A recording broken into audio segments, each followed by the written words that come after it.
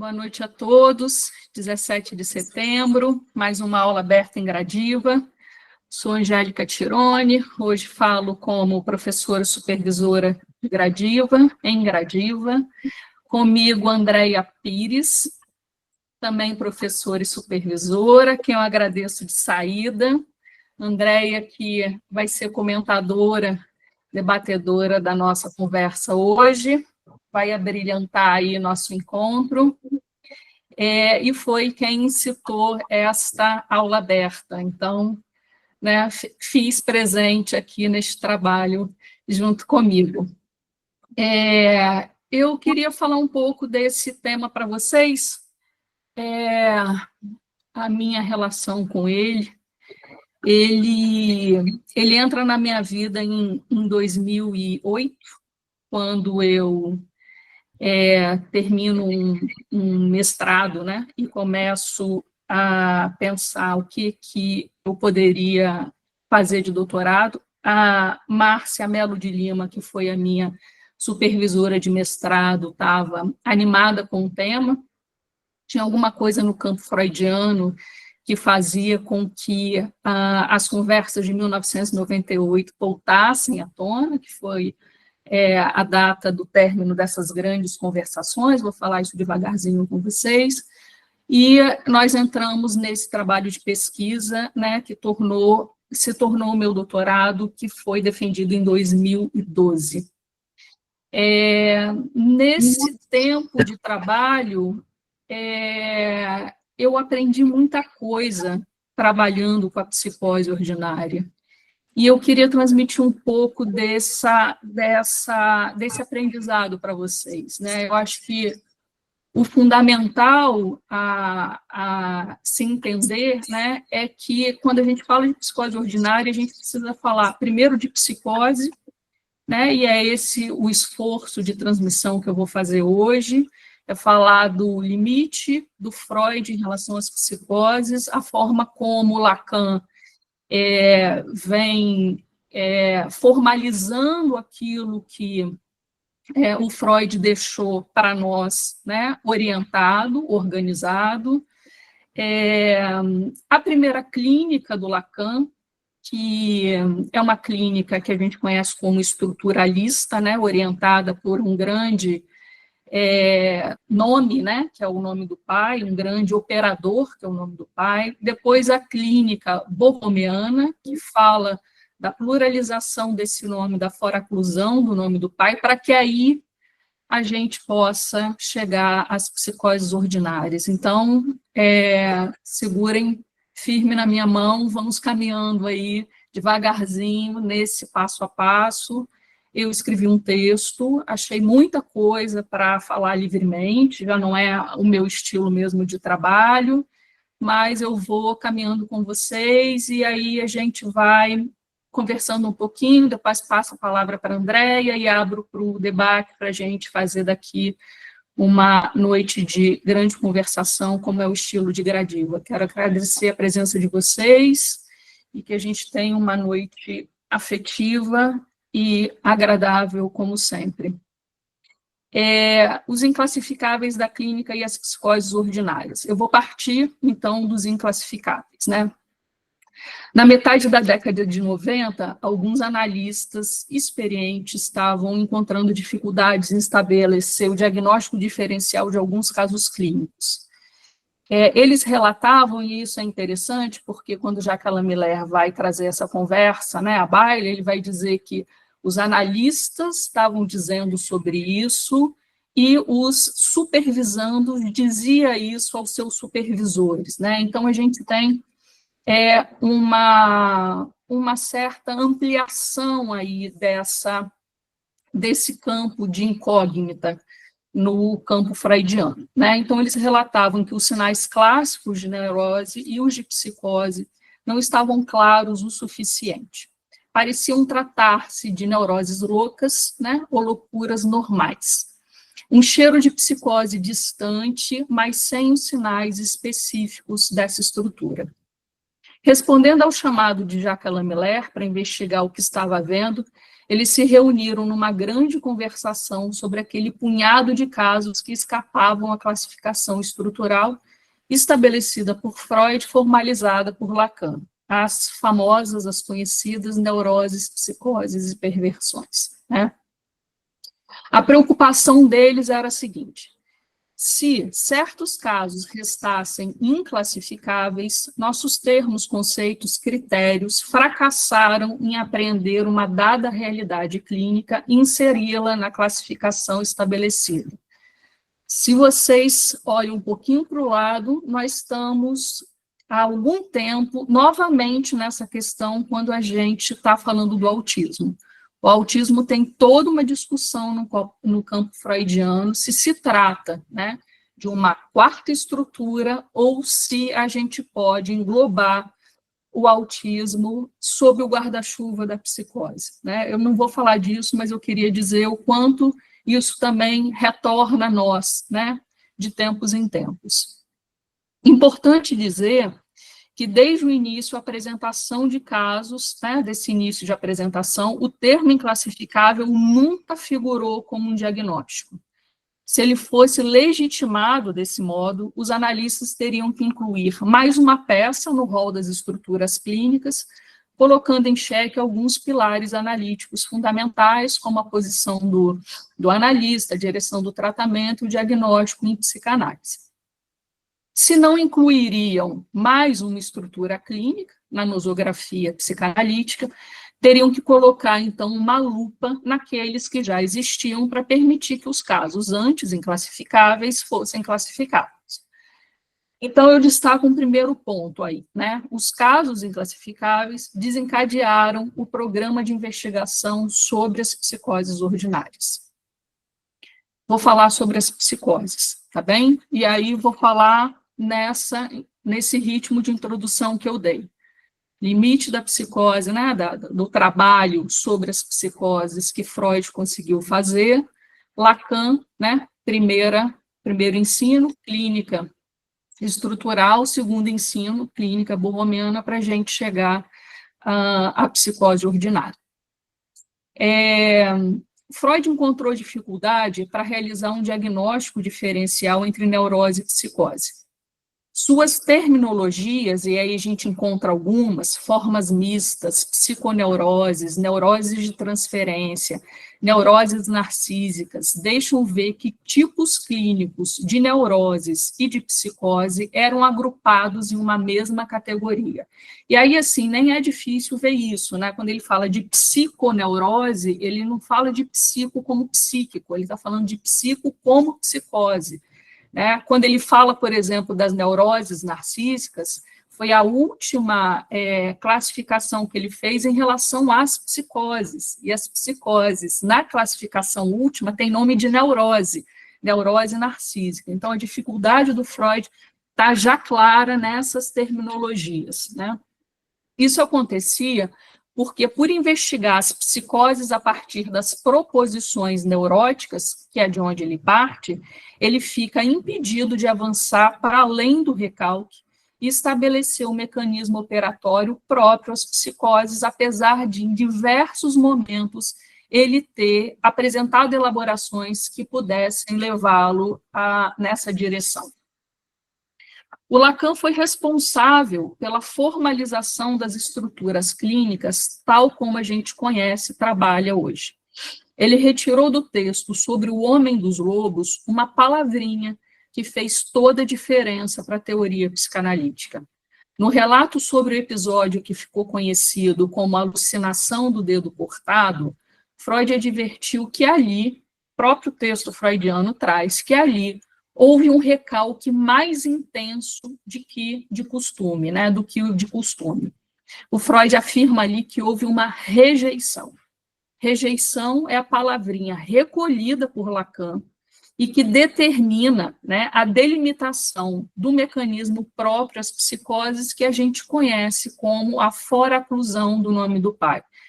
Ali, essa cena é uma cena, enfim, eu, olhando a carinha de vocês, sei que tem inclusive gente que não é psicanalista, de fora do campo, né? Então, a cena o homem dos lobos, um menino, no parque com uma babá a quem ele tinha uma relação de proximidade grande, e ele está num brinquedo e ele corta o dedo, ele olha, né, e ele vê um dedo cortado, um dedo pendurado, né, e o que o Freud chama atenção ali a sensação, né, esse sentimento de perplexidade que toma o Homem dos Lobos.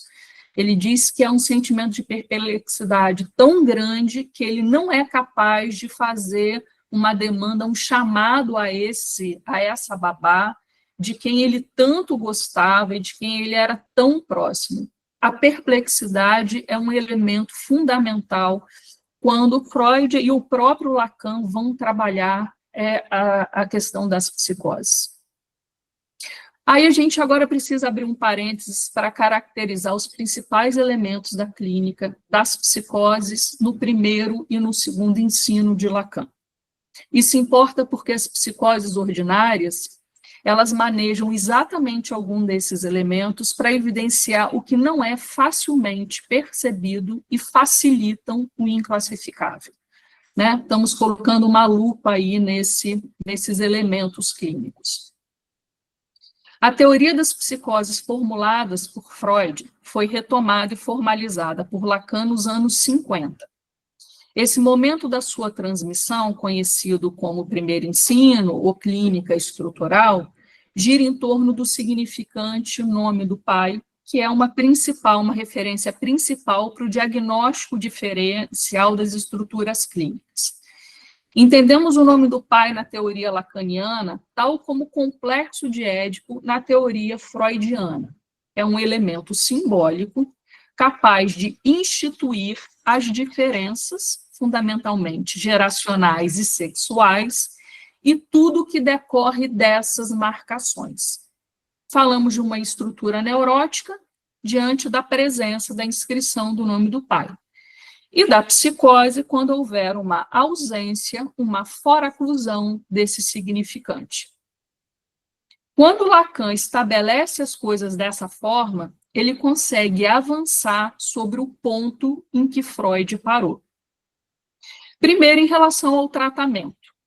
Se Freud havia dito que a psicanálise poderia oferecer tratamento às psicoses apenas se houvesse uma modificação no método analítico, que Freud, nunca chegou a fazer, Lacan delimitava questões preliminares para um possível tratamento das psicoses, que foi um título de um texto, de uma questão preliminar a todo tratamento possível das psicoses. O nome desse texto já é uma poesia, né, de uma questão preliminar. Então, Freud está ali, o Lacan está ali recolhendo, né, os elementos freudianos e colocando questões sobre o impasse freudiano. Depois, no reconhecimento, então, primeiro no tratamento, depois no reconhecimento de índices clínicos que permitiam a localização da estrutura psicótica, antes mesmo do desencadeamento e da emergência sintomática que daí decorre. Eu estou falando dos fenômenos elementares, dos distúrbios de linguagem, da alteração de pensamento, dos automatismos mentais e dos delírios. Essa é a sintomatologia clássica do primeiro ensino da clínica estrutural. Na década de 70, Lacan realizou algumas modificações nos principais elementos teóricos que orientavam a clínica estruturalista. Chegamos no momento de sua transmissão, conhecido como segundo ensino ou clínica borromeana. Aqui, o significante nome do pai cede protagonismo para os registros do real, do simbólico e do imaginário, os famosos RSI. Desde os registros, duas outras novidades: a foraclusão generalizada e a pluralização do nome do pai. Eu vou falar sobre os dois rapidamente. Sobre a foraclusão generalizada, vamos começar por ela. Se no primeiro ensino a foraclusão é específica ao campo das psicoses, no segundo ensino, a foraclusão se generaliza a toda e qualquer estrutura. Se no primeiro ensino as psicoses são consideradas deficitárias se comparadas às neuroses, no segundo ensino, todas as estruturas de saída são deficitárias desta amarração. A diferença entre elas recai sobre o tipo de amarração que conseguem fazer. E a pluralização do nome do pai tem tudo a ver com isso. Afinal, se no primeiro ensino as neuroses contam com o nome do pai como uma amarração simbólica privilegiada, as psicoses não as têm e nada pode compensar essa ausência. Na verdade, um parênteses, não é bem assim. Lacan havia dito que havia duas possibilidades de compensar a foraclusão, através do que eu chamo de um Édipo fake e do duplo imaginário. Édipo fake é a tessitura de um Édipo que não tem a operatividade do simbólico porque ele está no registro do imaginário. Depois a gente, se vocês quiserem, a gente volta a isso aí. Atentem-se para o fato de que as duas possibilidades de compensação são do campo do imaginário, mais frágeis que a ordenação que o simbólico consegue fazer. E aí está todo o lance. Os tipos diferentes e diversos de amarração é uma outra forma de dizer que o nome do pai foi pluralizado. Retomando, a clínica borromeana desloca a posição central que a neurose possuía na nosografia psicanalítica para fazer dela uma modalidade de enlaçamento entre os registros, entre muitos enlaçamentos possíveis. A neurose se torna um caso limite, onde o nome do pai é a suplência dessa foraclusão generalizada. Falamos de diferentes arranjos dos registros, suplências, amarrações, enganchamentos e suturas. Já não se trata mais simplesmente de presença e ausência, né? Um corte e costura que customiza a subjetividade e dignifica a psicose. Para mim, a mudança mais importante acontece no nível do tratamento. Se na clínica estruturalista tratava-se de recolher as consequências desastrosas do déficit significante causado pela foraclusão, na clínica borromeana vemos se ampliar as possibilidades de tratamento analítico. Afinal, na época de foraclusão generalizada, o que vale para a psicose é a forma como cada sujeito inventa a suplência que o mantém estabilizado. Eu estou falando de um monte de conceito, suplência, estabilização, foraclusão, desencadeamento, enfim, eu tentei passar uma base, né, um chão de sustentação para a nossa conversa, né, que a gente possa fazer uso, assim, daquilo que mais nos é aprazível, né, mais nos é próximo para a gente ter uma conversa boa hoje, né. Eu vou começar a falar sobre as psicoses ordinárias, então, né? A partir desse chão das psicoses, eu vou voltar ao início da minha fala e resgatar os inclassificáveis, para a gente avançar com as psicoses ordinárias. Eu lhes disse que, diante do aparecimento de alguns casos que escapavam à lógica diagnóstica da psicanálise, Jacques-Alain Miller convocou os analistas para uma grande conversação. Uma não, na verdade foram 3 encontros. O primeiro, nomeado O Conciliábulo de Angers, ele tem um título que é Efeitos de Surpresa nas Psicoses. Ele aconteceu em 1996, enfim, na França. Um ano depois, eles se reuniram novamente numa conversação em Arcachon, eles chamam a conversação de Arcachon, e o título é Casos Raros, os Inclassificáveis da Clínica. No ano seguinte, eles se encontraram em Antibes, naquilo que foi finalmente, então, nomeado como a psicose ordinária, Convenção de Antibes. Como os títulos apontam, né, e, enfim, se vocês, né, eu vou ler eles de novo, num primeiro ano, efeitos de surpresa na psicose, no segundo ano, casos raros, os inclassificáveis da clínica, no terceiro ano, a psicose ordinária. Como os títulos apontam, inicialmente o termo era aleatório, prevendo possíveis surpresas. Né? O que surpreendia o analista, né, naqueles casos, no diagnóstico daqueles casos? Depois essa questão foi preservada, todavia o tema girou em torno dos casos raros. Finalmente, nesse terceiro encontro, nessa conversação de Antibes, se descobriu que esses casos raros eram mais frequentes que se supunha, justificando, então, a invenção do termo psicose ordinária. A psicose ordinária não é uma categoria do Lacan, é uma categoria clínica extraída dos últimos anos de sua transmissão, que possibilitam uma releitura dos primeiros anos desse ensino. O Miller, então, faz uma dobrada da clínica borromeana para a clínica estrutural. Uma dobra destas clínicas, né, que faz, então, uma ampliação dessa possibilidade de reconhecimento dos índices da psicose. Miller ressalta que a psicose ordinária, por si só, não basta como uma classificação diagnóstica. Ao contrário, ela deve ser acompanhada das categorias nosográficas clássicas da psicose, postuladas por Lacan. Aí a gente conhece as esquizofrenias, as paranoias, a melancolia e mania, né?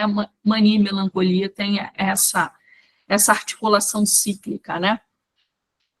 O que existe de diferente nesses casos para que necessitassem da adjetivação ordinária, né? Porque a gente fala de psicose, depois a gente fala de psicose ordinária. O ordinário, ele traz consequências para o campo da psicose, né? Neles são agrupados psicóticos mais modestos do que aqueles das psicoses extraordinárias, da qual Schreber se tornou um grande exemplo, né? Quando a gente está no campo das psicoses, a gente tem que, essencialmente, passar por tudo aquilo que o caso Schreber nos ensina, né? Ao contrário dessas psicoses, né, extraordinárias, as manifestações fenomenológicas são bastante discretas.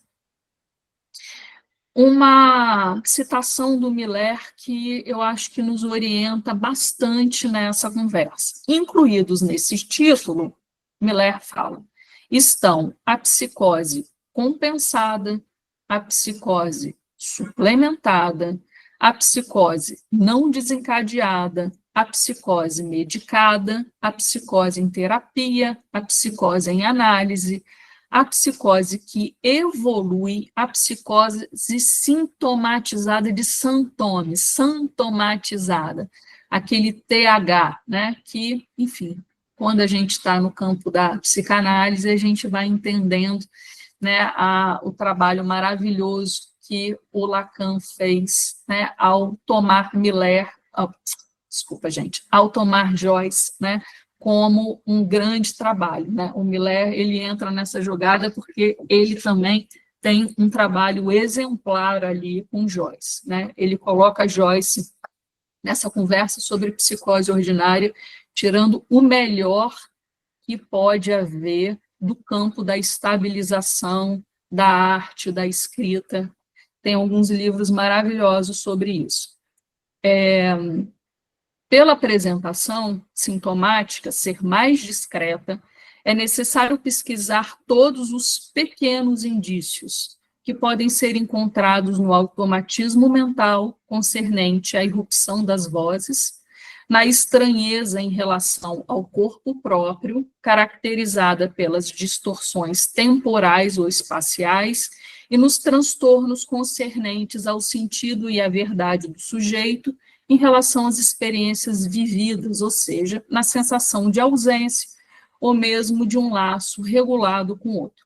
Esses pequenos indícios revelam o que Lacan nomeou, e aí essa frase para mim é uma poesia, de uma desordem provocada na junção mais íntima do sentimento de vida no sujeito. Olha essa frase, Não, essa frase merece, assim, aquele bordado na parede. Uma desordem provocada na junção mais íntima do sentimento de vida, uma junção mais íntima, assim, é uma sensação de âmago para mim, assim, aquilo que só o sujeito, né, consegue acessar. O processo de análise ele faz com que se tenha, né, acesso a essas experiências de corpo, né, que a teoria, quando ela vem sem, né, a prática analítica, deixa muito esvaziada, tá? O Miller formalizou a busca por esses indícios em 3 registros principais, né? O corporal, o subjetivo e o social. Eu vou trazer alguns exemplos conhecidos para ilustrar melhor a questão. Sobre a externalidade social. A clínica evidencia que uma certa estranheza do sujeito em relação ao próprio corpo é comum tanto nas neuroses quanto nas psicoses, né? Enfim, nem sempre, só quando a gente, assim, começando o trabalho com o olhar, a gente já entende isso, né? Quando cada um de nós está na frente do espelho e a gente olha para os nossos olhos, a gente perde o nosso corpo. E quando a gente olha para o nosso corpo, a gente perde nosso olhar. Então, todas as sensações de desmembramento, de perda de unidade, né, elas também são encontradas no campo das neuroses e existem bastante exemplos para falar disso, tá? Por esse motivo, um diagnóstico diferencial não pode estar pautado na presença ou ausência desses fenômenos de automatismo corporal, como, por exemplo, a vivência de uma decomposição, de um desmembramento, de distorções do tempo ou do espaço. Ele se dá na verificação da tonalidade que esses fenômenos acontecem em determinado caso. Se pegarmos, por exemplo, a grave crise de hipocondria com ideais de emagrecimento que levou Schreber à primeira internação, percebemos esse tom excessivo que caracteriza os fenômenos corporais dessa psicose. Quando o Schreber chega nessa primeira internação, ele não é diagnosticado como um psicótico, como uma psicose. Ele chega numa insônia e com umas sensações corporais, enfim, que dão ali, né, ao Freud, numa segunda internação, quando, né, esses sintomas se agravam, né, um olhar distinto para essa primeira internação que ele diz que passa sem índices sobrenaturais, né, essa tradução é muito bacana, né? O sobrenatural como aquilo que há de extraordinário, né, nas psicoses. A nomeação de Schreber como vice-presidente do tribunal e, posteriormente, como juiz-presidente da Corte de Apelação de Dresden, né, também ensina sobre a externalidade, aqui a social. A externalidade social é caracterizada por sinais de impotência, desconexão e desligamento da identificação do sujeito com sua função social. Uma ligação direta e extrema também fala sobre essa externalidade social. Alguém que só pode se representar a partir de sua função. Podemos localizá-la em Schreber na constatação de que ambas as nomeações foram seguidas de graves crises de hipocondria. Nas palavras de Jacques Miller, vocês podem ver, então, e isso ocorre constantemente, psicóticos ordinários cuja perda do trabalho desencadeia sua psicose, porque muito frequentemente seu trabalho significa bem mais do que um trabalho ou uma maneira de viver.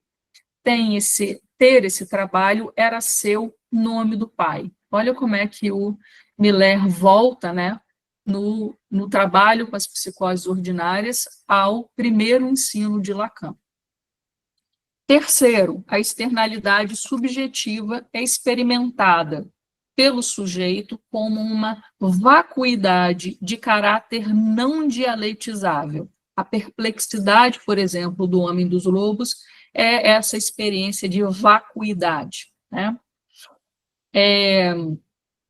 A cena, então, eu volto à cena, né? O menino do Homem dos Lobos. O menino brincava com canivete quando cortou, né? Notou ter cortado um dedo da mão. Ele não sentiu dor, apenas medo. Em seguida, percebeu que o dedo não havia sido machucado. Esse fato é embasado pelo... E aí, essa é uma fala do Freud importante, né? Um mutismo aterrorizado. Né? Eu tinha falado da perplexidade como índice, o Freud ali fala sobre esse mutismo aterrorizado, uma impossibilidade de falar sobre o ocorrido, inclusive com essa babá, né? Essa mudez permite constatar que essa experiência foi vivida fora do campo do outro, fora de um campo de conexão possível, né? Que permitiria que essa criança pudesse acessar essa babá, né? O Lacan se refere também, quando fala sobre essa cena, de uma distorção da temporalidade. Né? O Lacan diz, parece que toda referenciação temporal tenha desaparecido. Né? Há um abismo, uma imersão temporal, um corte de experiência, depois do que resulta que não há absolutamente nada, tudo acabou. É um tempo estanque que cede a uma temporalidade normal, né? Esses fenômenos de tempo estanque, quando tudo para, né, é algo que precisa ser olhado com um pouco mais de curiosidade para os analistas quando isso é relatado em um caso clínico. Vou concluir. As psicoses ordinárias ampliam o reconhecimento dos analistas aos sinais estruturais fundamentais para a psicanálise. E orientadas pela clínica borromeana, permite manejos mais singulares do caso a caso. Nesse sentido, o fazer do analista é de sutura, de emenda, e cabe ao sujeito costurar seu nó desde a radical diferença própria a cada um. Essa radical diferença, ela é um achado aqui.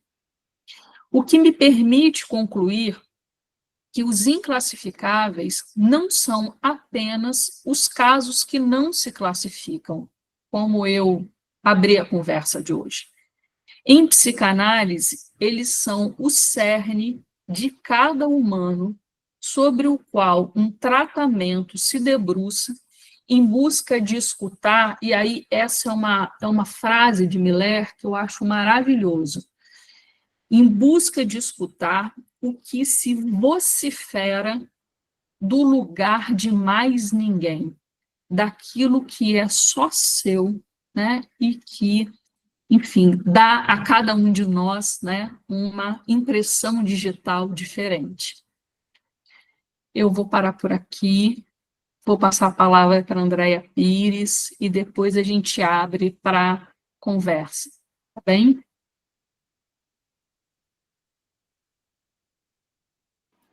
Boa noite a todos. Gostaria de agradecer a Angélica pelo convite, de poder comentar esse trabalho bonito, complexo, né, que ela faz.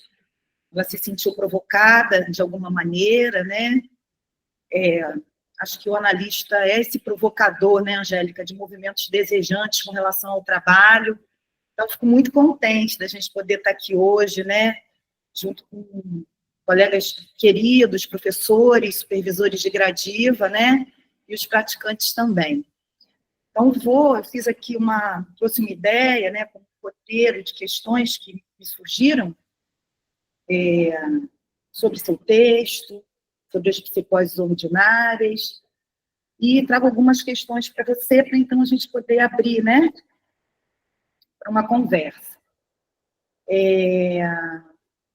Angélica, o seu convite para o nosso encontro de hoje segue a orientação lacaniana com relação as psicoses, né? Ou seja, não recuar. E essa é uma questão que eu venho, desde a semana passada, trazendo tanto no meu grupo de estudos, quanto na conversação clínica, né? Sobre a relevância desse encontro, que diz respeito à clínica psicanalítica e as nossas inquietações sobre a clínica, né? Então, falar sobre as psicoses toca intimamente na questão da constituição do sujeito. Se na neurose, né, um ponto de perda originária se desdobra em falta, né, que resulta na amarração borromiana, real, simbólica, imaginária, no campo das psicoses, a gente pode dizer que há como se fosse uma fixação num ponto de perda que resulta em curtos-circuitos na relação com o outro. Sobre o ordinário, nas psicoses, a clínica psicanalítica coloca interrogações do lado do analista. E você, logo no início da sua fala, traz essa questão sobre os casos inclassificáveis, né? Quando os analistas se reúnem a partir da convocação do Miller para discutirem a respeito dessas interrogações diagnósticas e, como consequência, a direção do tratamento. Então, as dúvidas, elas passaram e passam pela inscrição ou não da metáfora paterna, a partir daquilo que o analisante diz sobre o laço social, sobre a apropriação ou não do seu corpo, assim como do seu nome próprio. Aí se coloca a dúvida do lado do analista sobre o diagnóstico. Há uma costura, né? São algumas dúvidas que se colocam do lado do analista.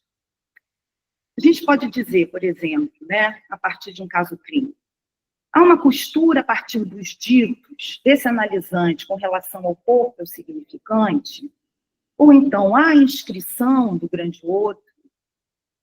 O analista estaria diante de uma escuta de fragmentações alteróticas, ou no lugar de uma escuta onde opera uma fantasia constituída. Estaria ele diante de um fracasso da fantasia, em que suplências são constituídas como uma forma de amarração? São questões que podem comparecer na clínica, né?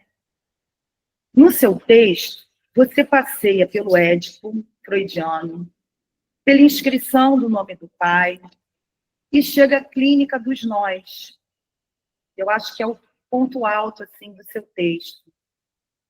Tempo em que o analista, ao caminhar em consonância com as subjetividades da sua época, escutando as novidades, né, sobre as subjetividades, né, e aí essas novidades me parece que surgem a partir, por exemplo, das novas configurações familiares, né, a gente pode pensar por aí, isso traz novos sintomas contemporâneos, isso diz respeito a novos arranjos com relação ao laço social, né? Então, diante dessas novas subjetividades, a gente pode dizer que se coloca em jogo uma nova dimensão clínica, sustentada agora, né, pela ideia da foraclusão generalizada, da pluralização do nome do pai.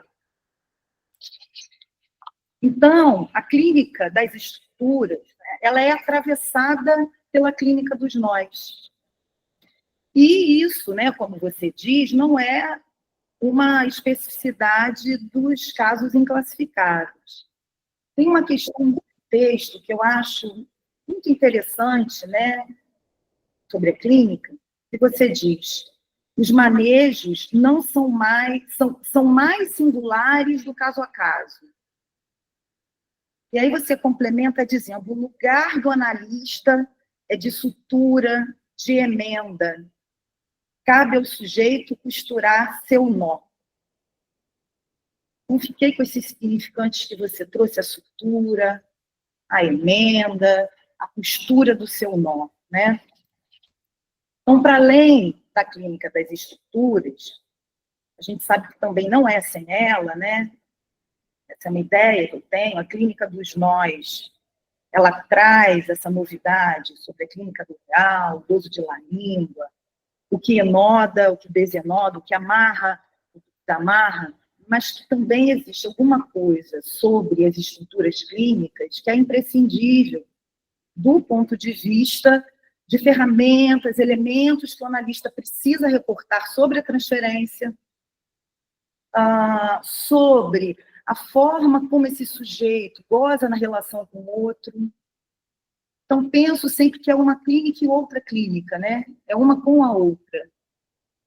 E acho que estamos ainda num momento de muita discussão sobre isso, de descobertas sobre isso também. Então, Angélica, eu estou de acordo com você quando no seu texto você localiza o tratamento, né, como o ponto mais importante dessa conversa. Porque estamos diante de uma clínica que traz uma novidade com relação àquilo que era exclusivo, né, uma direção única sobre o significante nome do pai. Né? Então, hoje a clínica psicanalítica ela já não se sustenta mais apenas a partir dessa lógica. Eu fico pensando, né, sobre o sofrimento do analisante. Me parece que esse lugar que você traz como de sutura, de emenda, parece que isso diz respeito a um resultado de trabalho de análise. E aí você diz no seu texto também, acho isso muito interessante, os inclassificados são o cerne do humano, onde se busca escutar o que vocifera do lugar de mais ninguém. Né? Então, isso marca, como você disse, né, na sua fala, essa radicalidade do caso a caso, que é singular. Então, eu pensei em 3 questões, depois você amarra como você preferir, achar melhor para a gente poder conversar. Ainda sobre a sutura, sobre a emenda, né? Fiquei pensando, essa sutura ou essa emenda, a gente pode dizer que isso é da ordem da suplência ou do santônimo? Sutura e emenda. E assim, se você podia fazer uma diferença, diferenciar um pouco para a gente, o que é da ordem da suplência e o que é da ordem do santônimo. Porque em Joyce, Lacan diz que ele faz, né, como você falou, da sua escrita santônimo. E eu fiquei pensando, né, será que existem indicativos clínicos que podem sugerir, né, se a saída do analisante, num dado momento da análise, né? E aí eu estou me referindo às psicoses ordinárias, né? Pensei no mergulho do real, por exemplo, né? Se num dado momento da análise, nesse mergulho no real, ele pode recorrer à suplência como se fosse uma boia, como aquilo que é um respiro, sabe? No campo de uma gambiarra, como algo temporário, ou se a gente estaria diante de uma amarração que faz função de borda, como a amarração do nó, como no caso do Joyce, por exemplo. Como é que na clínica a gente pode escutar esses indicativos? Suplência ou santônimo? Como é que a gente diferencia isso? Primeira questão. E aí eu pensei, Angélica, numa segunda questão, que eu acho que conversa, né, com essa primeira, sobre os diagnósticos e seus equívocos. E aí, sobre isso, eu queria trazer uma conversa assim, com a psiquiatria. Porque fiquei pensando, como poderia o analista não se deixar absorver ou ensurdecer pelos efeitos dos medicamentos psiquiátricos que camuflam a possibilidade de uma escuta limpa sobre o diagnóstico das psicoses ordinárias. Pode o analista diante disso? Me parece que caminham são direções, né, opostas, o que pretende a psiquiatria e o que pretende a psicanálise, né? A medicação me parece que tem a função de estabilizar, de uma estabilização. Por outro lado, a função da psicanálise, né, é justamente desse caminho, como você trouxe, de que o analisante possa costurar o seu nó, né? Então, são caminhos distintos. Você acha que a estabilização pela via da medicação pode ter valor de suplência? E pensei numa questão também sobre a pluralização do nome do pai. Essa passagem, né, de um tempo onde a função simbólica, a partir da inscrição do nome do pai, né, se a gente está falando de tempos distintos, né, se a gente inclui essa ideia hoje da pluralização do nome do pai, será que essa pluralização é um indicativo do que a gente vem escutando na clínica sobre um aumento de casos de psicose ordinária? Pluralização do nome do pai aponta para esse aumento, isso que a gente vê crescer sobre essa clínica das psicoses ordinárias? Então, pensei nessas questões para a gente poder conversar. Obrigada, Andréia. Eu, te escutando, voltei para a minha banca de defesa de tese, com as questões que se coloca aí nesse trabalho. Uhum. Olha, a gente vem falando sobre sutura, né? A gente veio conversando, né? Desde que a gente decidiu por essa aula aberta, a gente tem falado sobre borda, sutura, né? Você tem colocado esses significantes e tem entendido a sua ocupação com eles, né? Eu retornei a tese, né, para estudar, para estar aqui, enfim, para pensar nisso, né?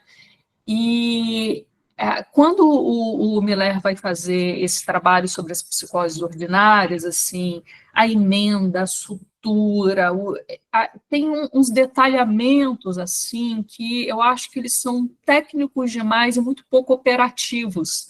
E não à toa que eles abrem mão dessa conversa ali, quando eles vão eles constroem numa determinada hora o que eles vão chamando de neodesencadeamento, neotransferência, e o neo vem marcando exatamente as especificidades disso que aparece, né, como, enfim, sutura, emenda, amarração e suplência e parará. Então, tem um trabalho ali que eu acho que não cabe aqui, mas que te entrego para você olhar com um pouco mais de detalhe aí nessa ocupação que tem ocorrido ultimamente, né? Mas eu vou pegar a parte que me interessa, que é a questão da suplência do Santoni, né? Eu acho que a gente pode pensar que na clínica borromeana, quando a gente parte da foraclusão generalizada, todo mundo vai precisar fazer uma suplência, né? A suplência da falta de amarração que os 3 registros comportam. Quando o Lacan vai falar dos 3 registros, ele está falando que os 3 registros e a forma de organização, de amarração desses 3 registros, ele orienta a lente, a estruturação da realidade psíquica, né? Então, são 3 elementos que estão sendo amarrados psiquicamente, né? Então, quando a gente pensa, então, assim, só grosso modo, no simbólico, a gente está no campo da linguagem, a gente está no campo do sentido. Quando a gente pensa no imaginário, né? Quando a gente está no campo do simbólico, a gente pensa na linguagem. Quando a gente está no campo do imaginário, a gente pensa no corpo e no sentido. E quando a gente está no real, a gente pensa nessa falta de simbolização que a maior parte das vezes aparece na clínica como angústia, né? Então, ele diz, são 3, né, apresentações desses registros, tá? Grosso modo, que se articulam, né, através de um terceiro, de um quarto elemento que enoda esses 3, né? Na neurose, a suplência, né? Então, aquilo que faz a amarração desses 3 registros é o complexo de Édipo, né? E na teoria do Lacan é o tal do nome do pai, né? Cada um vai fazer, né, um atravessamento, né, de um complexo de Édipo, mas o que o Freud, né, com a dissolução do complexo de Édipo, né, e o Lacan nos fazem entender, é que essa suplência neurótica é uma suplência comum, é essa suplência, né, em que nós, né, que dividimos aí, né, essa realidade comum, né, fazemos todos minimamente parecidos, né? Então, nascer, crescer, reproduzir e morrer, né, é uma forma de entender essa, enfim, essa amarração cotidiana, né, que o complexo de Édipo nos orienta, né? Uma diferença sexual, uma diferença geracional, são as marcações mais básicas, né, dessa suplência neurótica, né? Você chama de gambiarra. Gambiarra é um trabalho muito bacana que o Marcos André faz, né?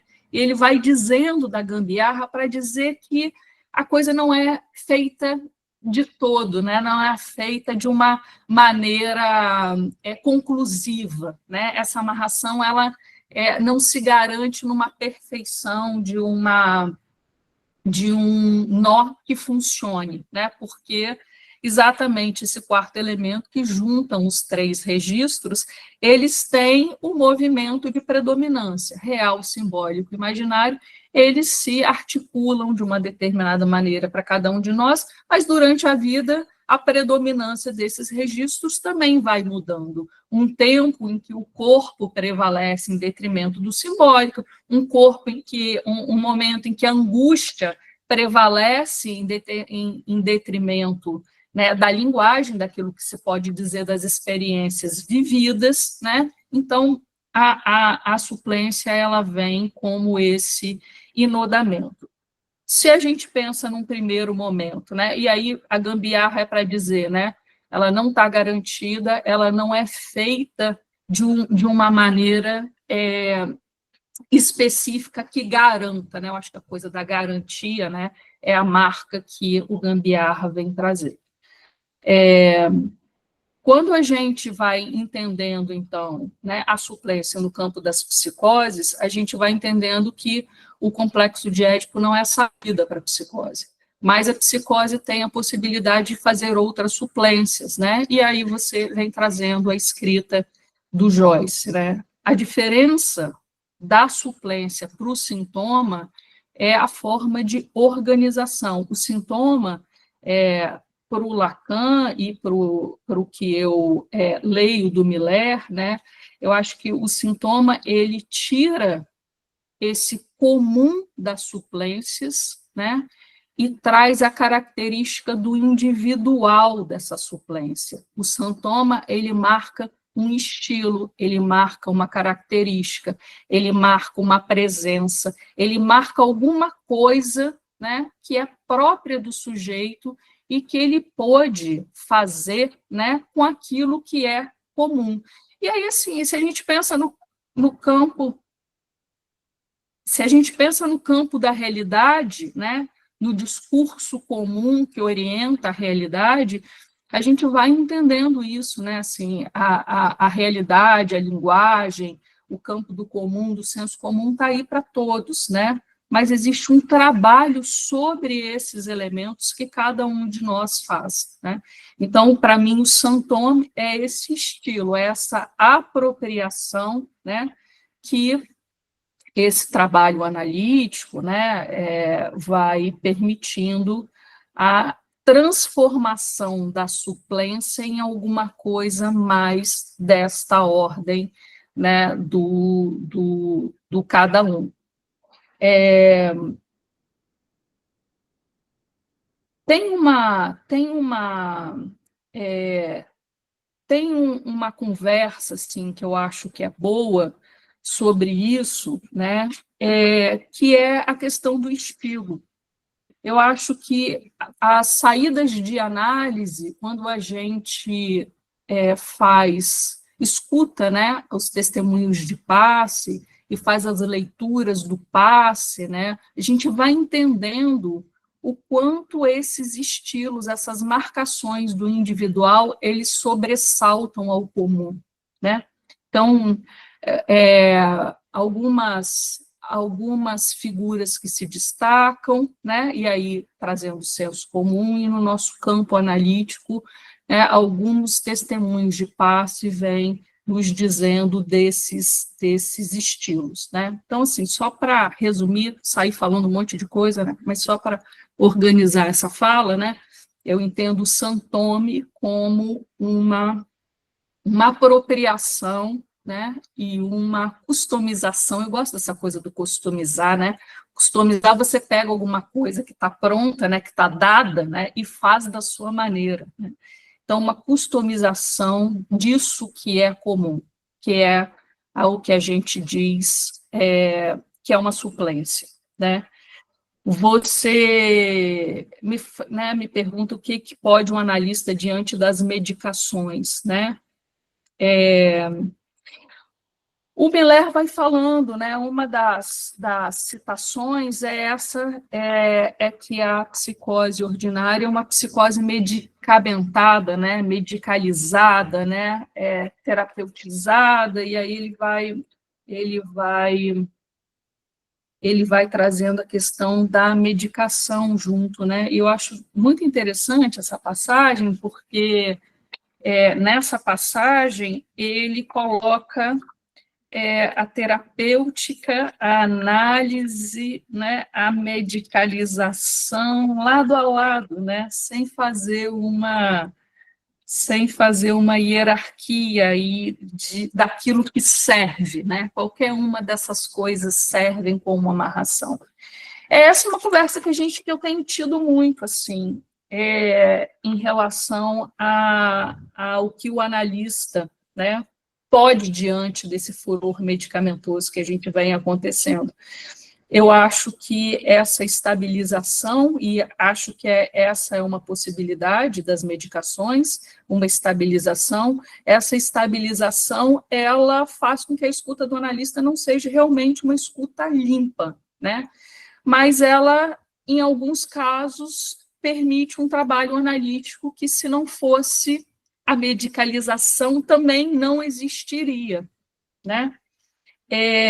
Eu acho que é uma avaliação que é preciso ser feita casa a casa, André, e assim, eu tenho pensado muito sobre essas medicações, acho que as medicações no campo das psicoses, né, elas têm um valor imenso, mas vejo uma quantidade enorme de jovens sendo medicados, né?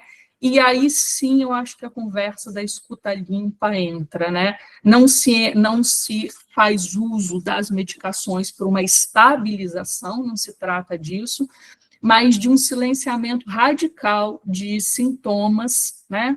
Que tende aos ideais da normatização que o Freud derrubou no começo da própria obra, né? Quando o Freud ele acreditava que existiam os normais, que existiam os não desencadeados, né? As neuroses não desencadeadas, né? Parece que a gente volta para um tempo muito antigo, né? Que é possível viver sem estar sintomatizado, né? Sem estar sintomatizando o seu tempo, né? O corpo tem que estar silencioso, os pensamentos têm que estar em ordem, né? O corpo tem que estar numa experiência de unidade, né? E isso impede realmente essa costura do nó.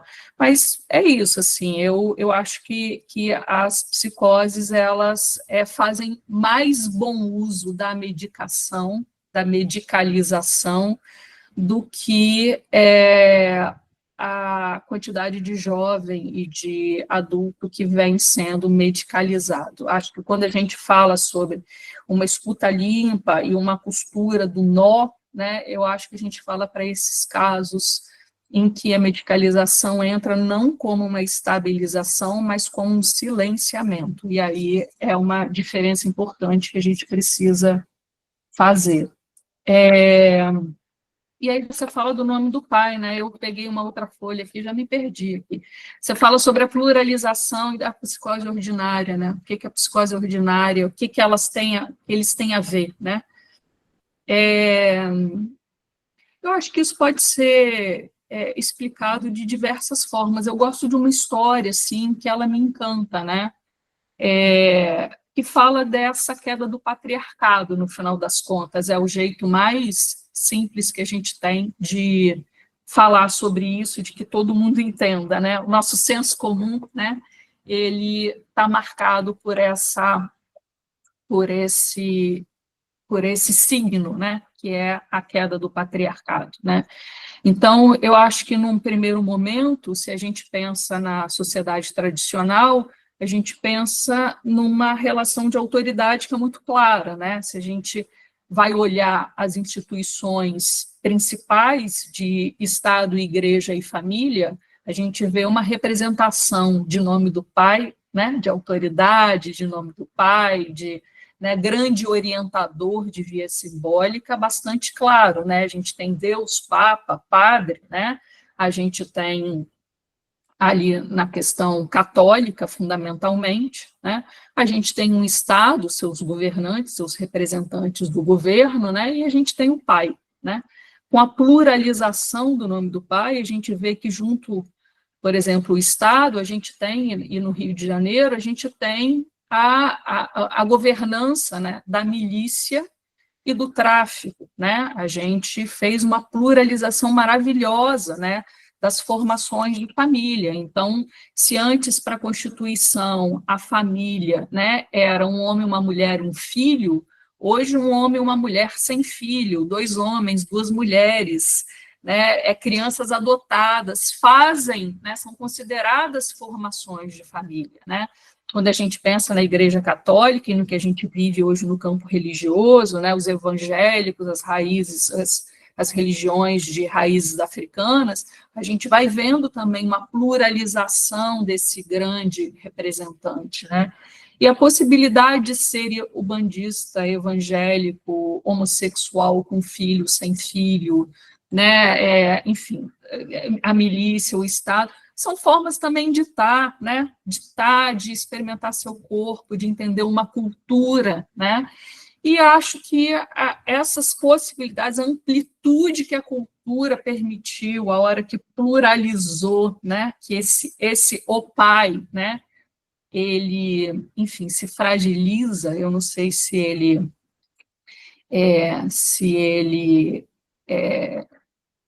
desaparece, né? Se ele inexiste. Acho que um processo de análise vai em busca disso, mas a gente faz consistir quando a gente coloca, né,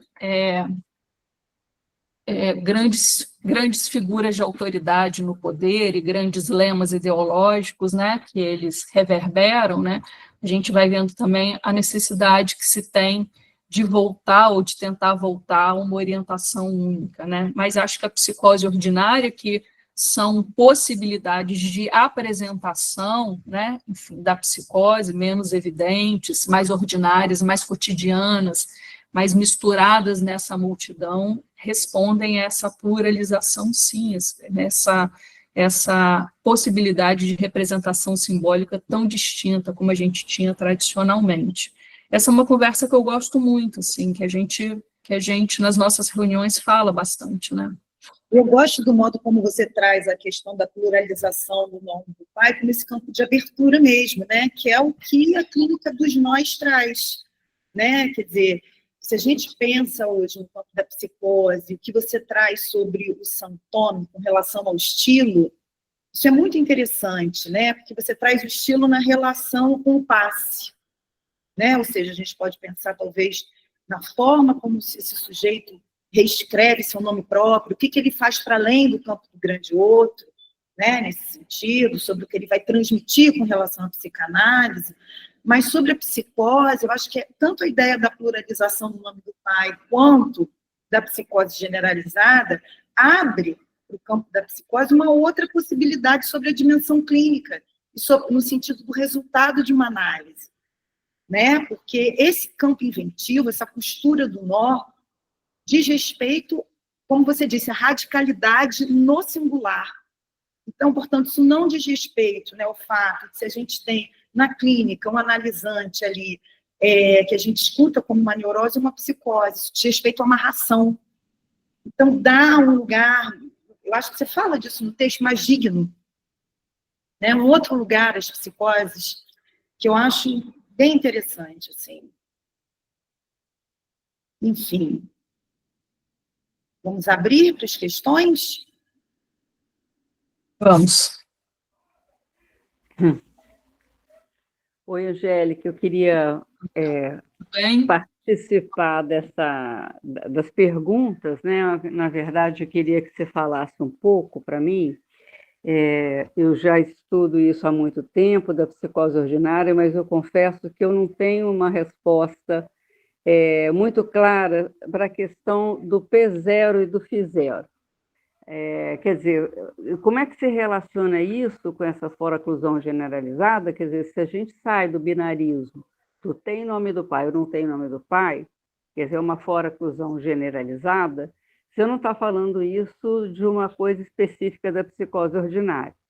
Quer dizer, a psicose ordinária é uma psicose, né? É uma ausência desse nome do pai. Então, tem o P0, e como é que é essa relação P0 e Φ0?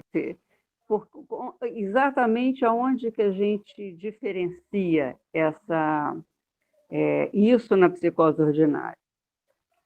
isso dá amarrações diferentes, né, Eliana? Esse foi um trabalho que o Miller fez, mas ele mesmo descartou, né?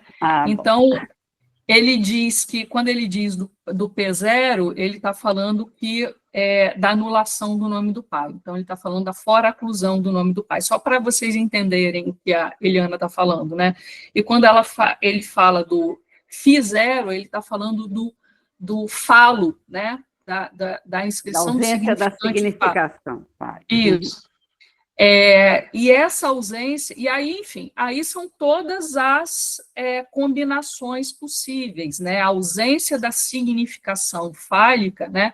Ela traz consequências, enfim, no corpo, na diferença, né, sexual, na diferença geracional, tudo que é marcado pela diferença, né, responde à inscrição, né, ou à não inscrição fálica. Eliana, essa é uma conversa, assim, uma conversa grande, né? Porque se a gente trabalha no caso a caso, e a Nieves tem casos maravilhosos, né? A gente vai vendo como eles fazem, enfim, fizeram na época da investigação da psicose ordinária uma combinatória, essa combinatória de um P0 com, né, um pai foracluído, mais um falo, né, significantizado, traz uma apresentação de uma psicose diferente, de um pai foracluído e um falo zerado.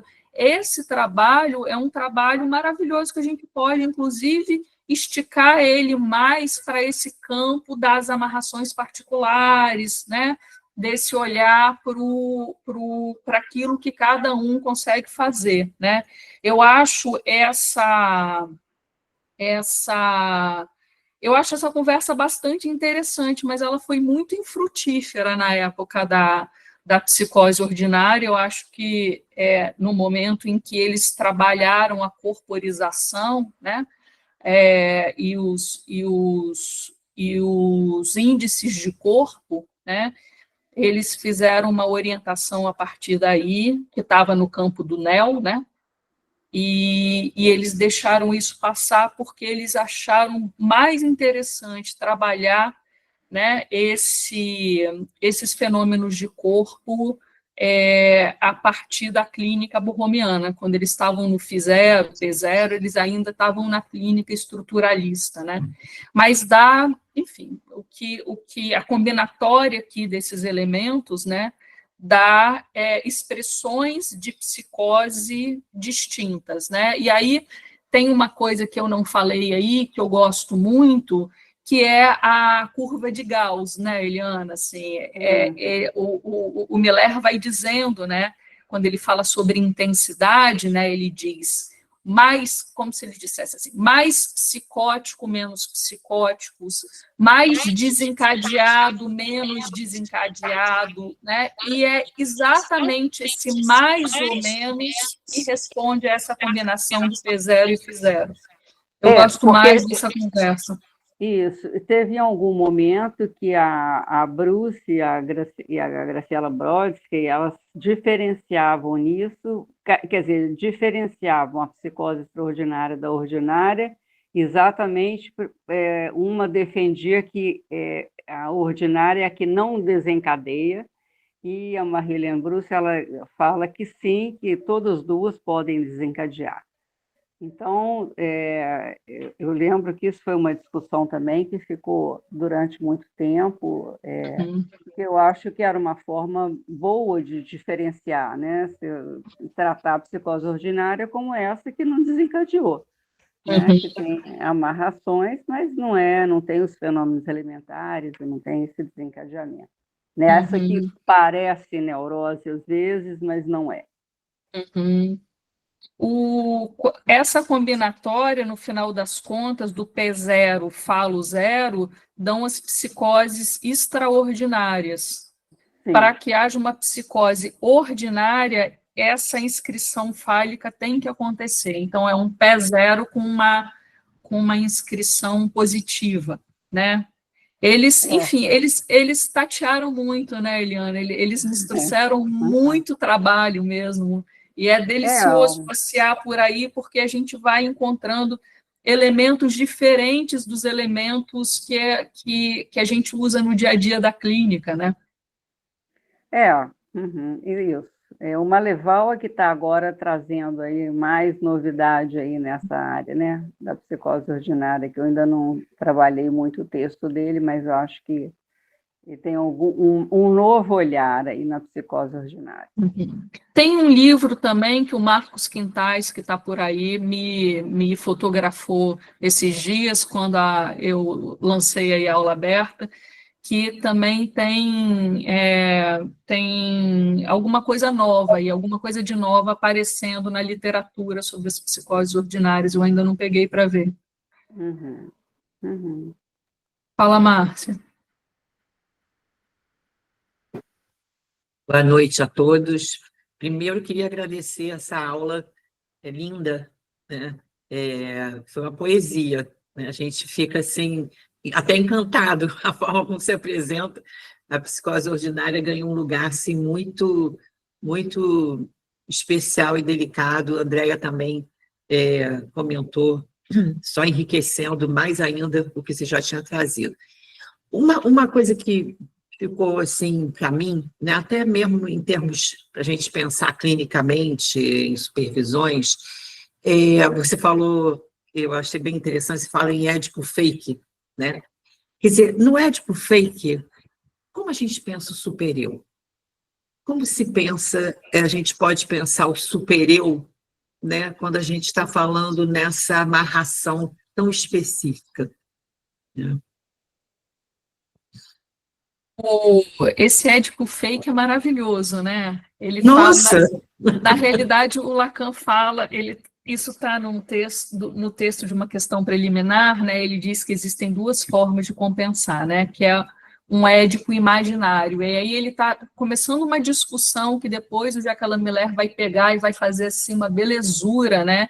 Que é o como se, né? Dos ingleses, né? E aí toda a conversa do borderline, do como se, entra aí nesse pedaço, né? Então, o Lacan ali está dizendo que existe uma possibilidade de fazer uma compensação imaginária. Então, era como se, né, esse sujeito ele tivesse passado pelo complexo de Édipo de uma forma a extrair as consequências simbólicas e operativas que o Édipo tem, né?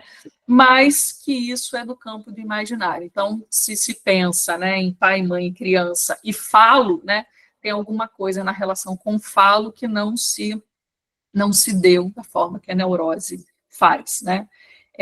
Márcia, é aquela frase clássica, né? Aquilo que não é simbolizado retorna desde fora, né? Desde o real.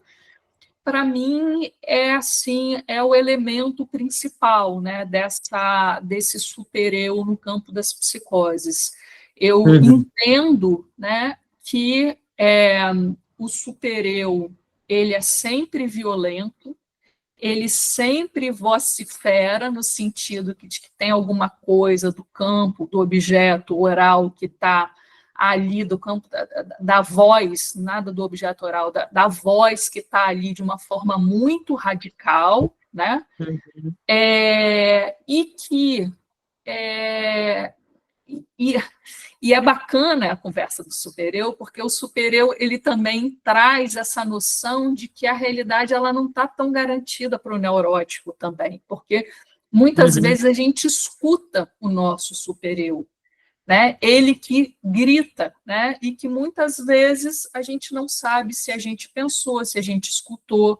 Muitas vezes a gente vê, por exemplo, o supereu projetado, né, na boca de alguém que nunca falou determinada coisa, né, nas fantasias e aí eu olhei para o olho de não sei quem e vi que ele estava pensando, né? A neurose também, ela vem trazendo com supereu questões muito psicóticas, né? Mas na psicose ordinária eu também entendo que eu entendo, né? E aí voltando nessa conversa com a Eliana, eu não acho que nas psicoses ordinárias não existam, né, fenômenos elementares, metáfora delirante, alucinações verbais. Eu só acho que a experiência do psicótico ordinário é diferente do psicótico extraordinário, porque se a escuta do desde fora para a psicose ordinária está garantido. O ordinário, algumas vezes, pode ter uma certa dúvida se ouviu ou se pensou. Não é que não existam os fenômenos, mas no ordinário existe uma dúvida exatamente pela questão da intensidade que esses fenômenos aparecem. Então, eu sempre procuro superego e tento entender qual é o estado, né, da onde ele vem, se ele vem desde dentro e é um pensamento, ou se ele vem desde fora, que é uma voz. Mas você vai achar essa voz aí, certamente. Quer dizer, esse é um caminho, quer dizer, eu acho que é isso, né? Porque exatamente na psicose extraordinária, né, tem essa voz que fica absolutamente de fora, né? O superior ali, né? E eu acho que esse é o caminho na sua resposta, bem interessante, né? Obrigada.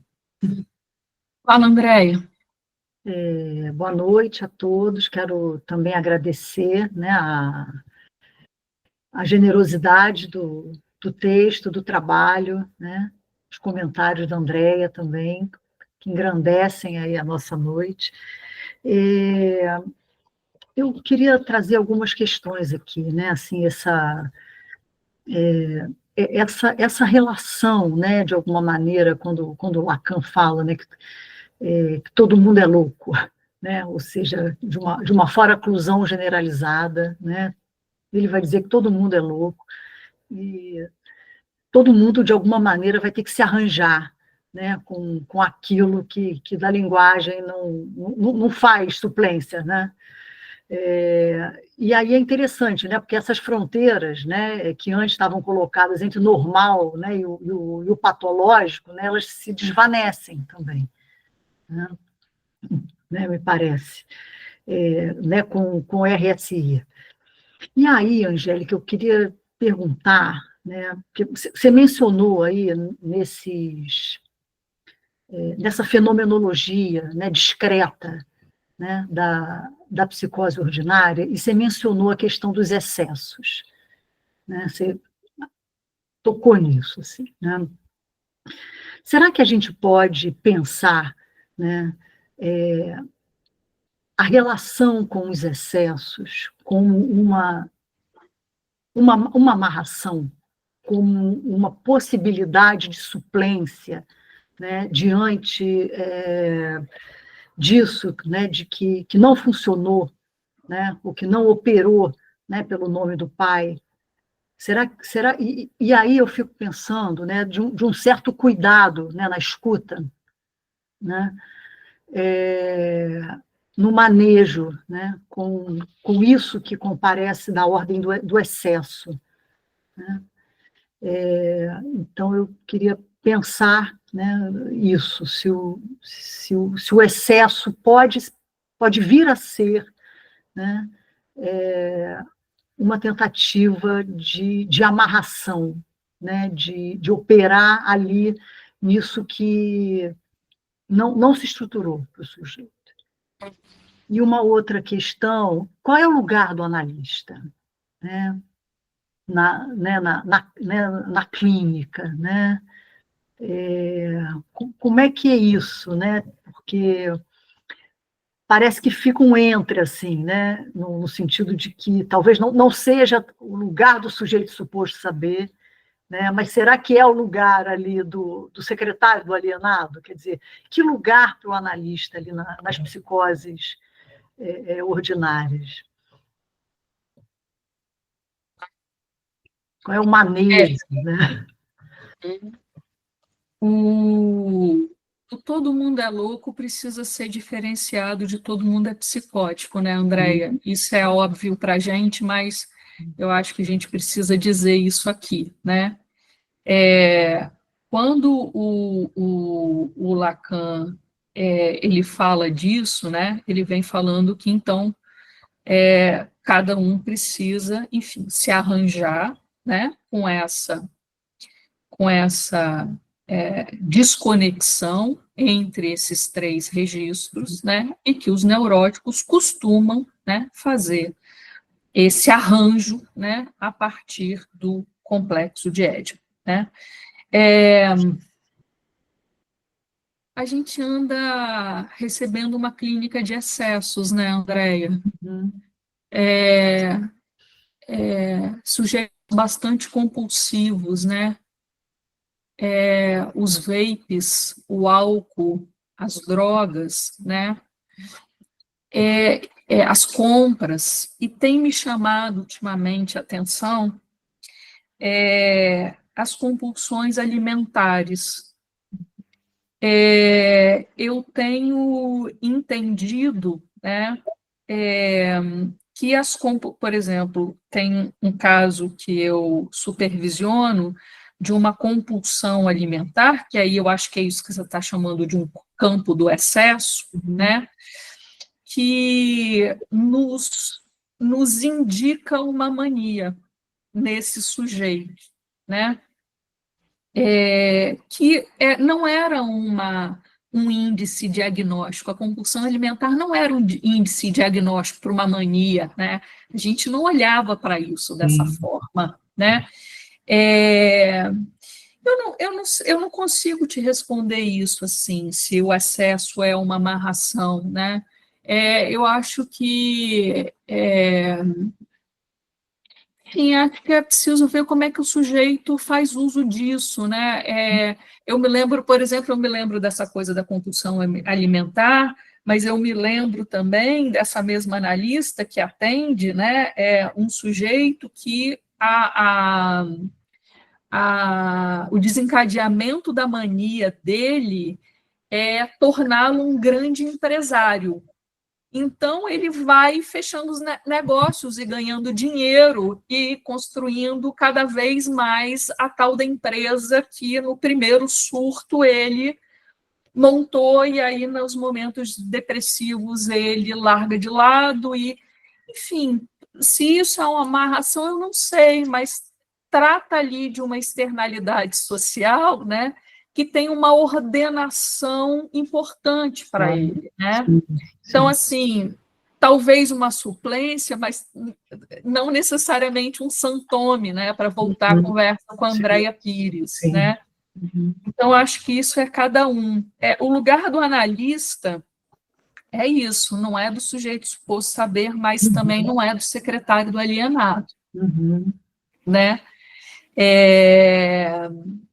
Eles, na época das psicoses ordinárias, né, eles falaram sobre a neotransferência, e eles diziam, né,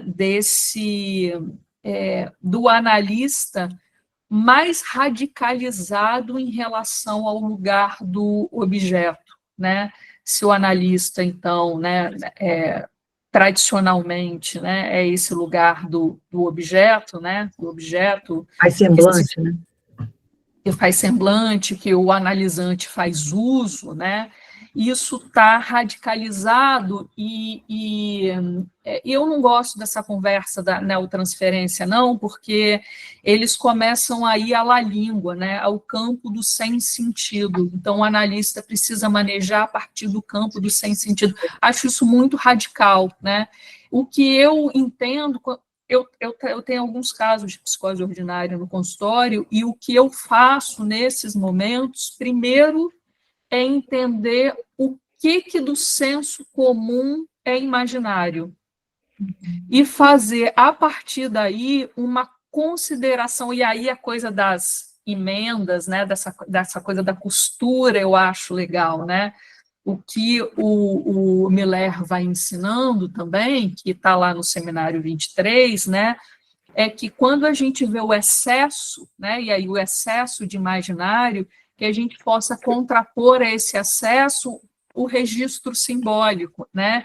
Então, a gente vai dando um pouco mais consistência daquilo que está desprestigiado, para fazer com que a prevalência do imaginário, porque no campo da psicose comumente é o que prevale, né, prevalece, né, que ele não esteja privilegiado o suficiente para estar desconectado de simbólico e de real. Mas, enfim, é um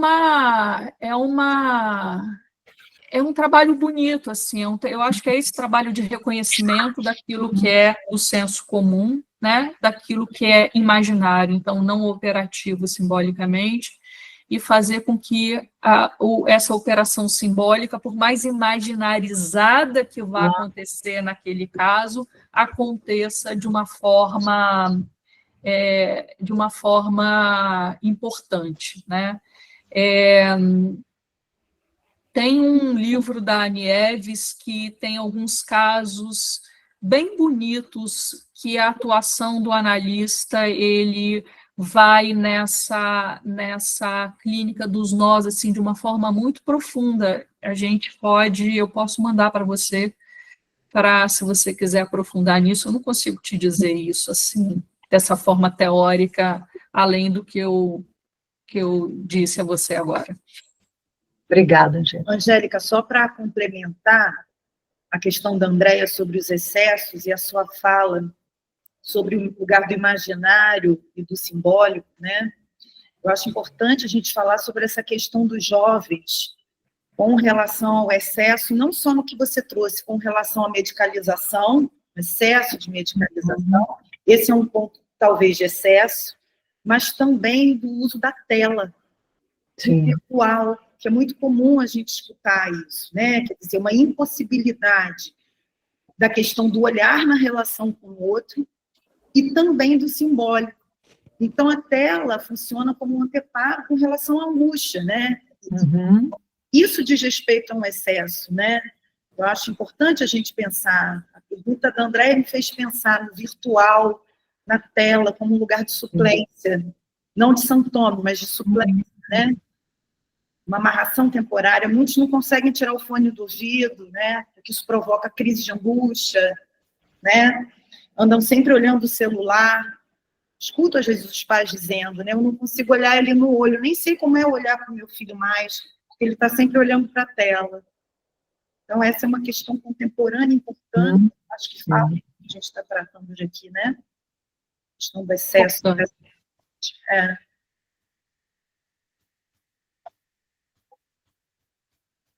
Quem mais? Quem levantou a mão? Levantou e baixou. Fala, Ellen.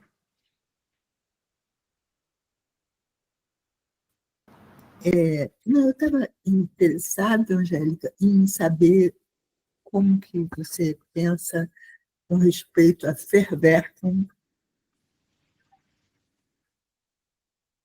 Eu não estou te ouvindo, você desligou teu microfone. Como você pensa a psicose extraordinária e a ordinária com respeito a Verwerfung e a Verdrängung? Se há um caminho para a gente pensar, né? Todos somos loucos, todos fomos submetidos a Verwerfung, é isso, né? Existe uma Verwerfung fundamental, né? Uma recusa fundamental. E na psicose ordinária, seria uma Verdrängung. Você está entendendo? Eu estou entendendo, mas aí a gente vai ter que. Aí Tem a que gente mudar o faz exatamente. registro. A gente faz exatamente o que o campo freudiano nos impede, nos ensina a não fazer, né? Que é mudar a estrutura. Se a gente muda o mecanismo operatório dessa forma tão específica como você está falando, a gente está mudando uma estrutura clínica, né? Eu acho que assim, te convido a pensar melhor isso, Ellen, a partir da questão que a Eliana trouxe sobre será que há um encadeamento, um desencadeamento, né, na psicose ordinária. Essa foi uma conversa enorme que ficou sem uma conclusão, né? A psicose ordinária, ela é desencadeada, né? E se ela é desencadeada, por que ela não produz efeitos sintomáticos como a psicose extraordinária? O que ela tem de específico, né? Essa conversa, ela ocupou, enfim, esses 3 anos de trabalho e nos dá trabalho até hoje, né, Eliana? Uns dizem uma com coisa, certeza. outros dizem outra. Então, eu acho que essa especificidade, né, eu acho que ela responde melhor, mais, teoricamente, mais a favor do que a gente conhece como essas marcações estruturais. Fala, Eliana, você eu ia acho entrar na que a conversa. estrutura borromiana, eu acho que é a que ajuda mais a entender isso, né? Ou que ajuda mais a ler esses casos, né? Que são os tipos de amarração, de enganche, desenganche. Quando você estava falando essa diferença do sintoma com TH, eu acho que, para mim, fica assim, quando o Lacan fala que, para o Joyce, o escrito é o sintoma, o que amarra, mas é quando o Joyce fala, eu não consigo, eu não posso não escrever. Então, é alguma coisa assim que isso é o que estrutura ele, é diferente de semblantes mais descartáveis, né, vamos dizer assim. Então, essa amarração que ele coloca de Joyce, eu acho que é uma estruturação, uma coisa assim, não posso não fazer isso. Então, acho que isso é uma coisa muito forte, é uma amarração que é o que segura mesmo, né? Agora, as outras formas de amarração e de enganches é que eu acho que vai dando essa leitura do que né, de que maneira que na psicose ordinária parece, às vezes, neurose, às vezes não, de acordo com essa intensidade. Eu ia só comentar, você falou da Nieves, ela tem um livro sobre bulimia e anorexia que tem casos incríveis sobre esses excessos, né? É muito bom de ler, eu acho que vale a pena. É ele mesmo, o livro Eliana. dela.